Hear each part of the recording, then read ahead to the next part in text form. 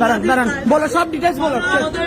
দাঁড়ান দাঁড়ান। আমাদের সিএনজিটা শেষ মুহূর্তে ছিল, আমাদের সামনে একটা টেম্পো ছিল, হ্যাঁ ওই টেম্পোটা ট্রেন বারবার হর্ন দিচ্ছিল, লাইনম্যান ব্রিজের উপর দৌড়াচ্ছে।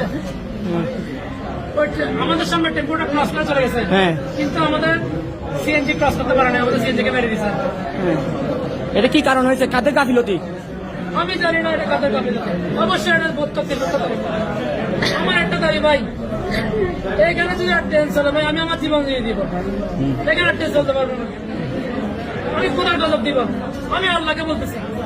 এখানে আমার ছোট বাচ্চা, আমার 2 বছরের বাচ্চা, কি দোষ করছে তো, কি দোষ করছে, কি দোষ, আমি এর গুণা করছি, আমার 30 বছর বয়স, আমার মেয়ে কি করছে, আমি আমার মেয়ের জন্য আমাকে আজকে বলতেছে বাবা আপনি আনিয়ে সবাই আমার মেয়ের জন্য আমি নিয়ে নাই, বাড়িতে জন্য হচ্ছে না।